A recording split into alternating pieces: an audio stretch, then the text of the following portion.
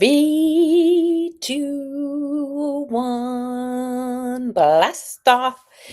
Woo wee. Okay, it has been quite some time since I've been called to come on live by myself. And usually I do these, I don't know, what is it, soapbox conversations after I've had an experience either throughout the week or something came up on my feed that really got my heart thinking. And so I have been silent lately really because I've been working on my own internal narratives, which a lot of old patterns and behaviors and beliefs have been coming up for me. So, and when that happens, it's just an opportunity to witness them and release them. So, I've been silent. But alas, here I am on August 1st with 2 points that I want to touch upon today because they both came up over the course of the week and they're topics that I think can resonate and hopefully support other people. And if not, right, at the end of the day, I'm speaking my truth because it's what comes to me. So, first topic, our life is an experiment. So earlier this week, I was talking to an individual, and the individuals, you know, expressed to me that they were upset, or somebody was upset about the fact that I used the word experiment in terms of the work that I do with individuals. And I get it, right? That can feel really, really hard, guys. Like, experiment, you're experimenting with me. But I really want or encourage you to suspend what you think you know just for a moment and consider this. Life is the experiment. Everything we do is an experiment. We don't know if we like something until we try it, and then we know. That's an experiment. I didn't know I would like blonde short hair until I cut it all off and dyed it. And then I knew that was an experiment. In the mental health industry, and I do believe it's an industry, but in the mental health industry, medical doctors will prescribe medication as an experiment. And they'll tell you, well, we got to wait and see how it works. It's an experiment. And so the reality is the work that I do with individuals and the work you do on yourself, it's all experience, right? It's all making a choice, executing on that choice, and then having the experience from what it is you chose to do and the actions that you took to achieve that choice. Then you decide whether it works or not.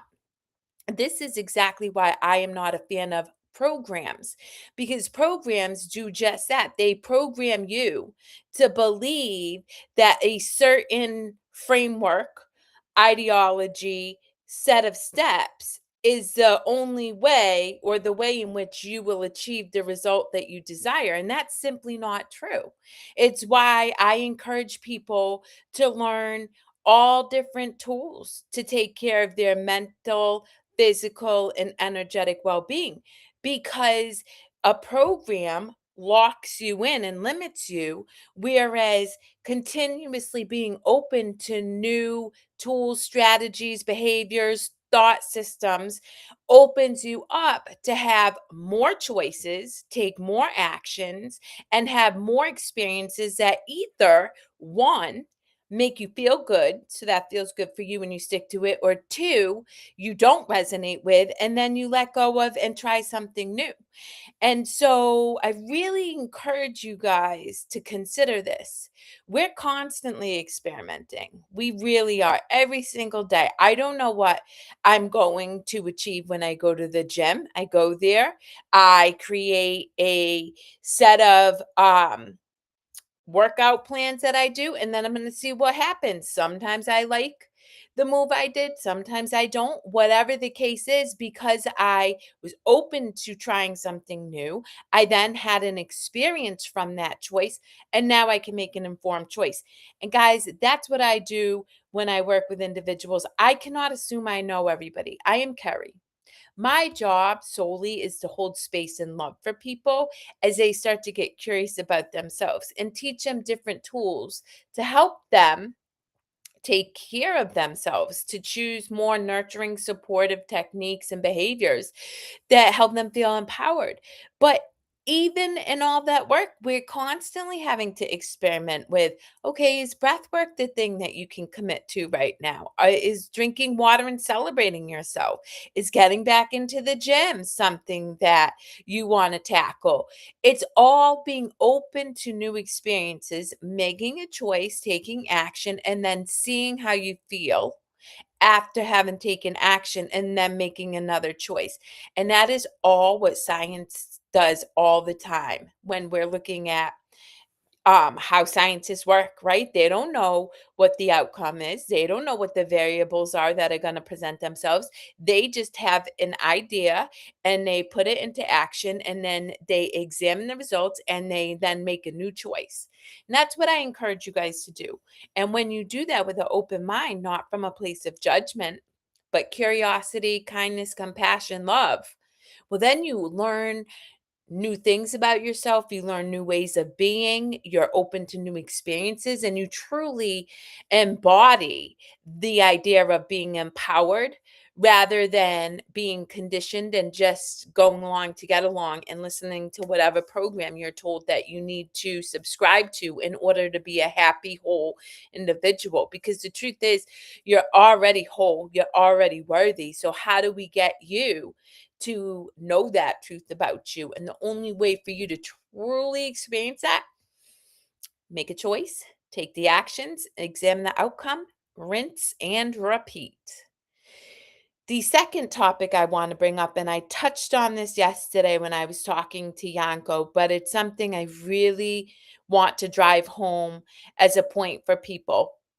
I was having a conversation with an individual, and this individual was told by somebody, and I'm paraphrasing here, but it's easy to think about how you deliver a message to your loved ones.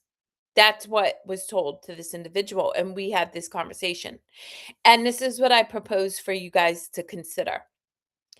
It takes practice to deliver a kind and compassionate message to anybody.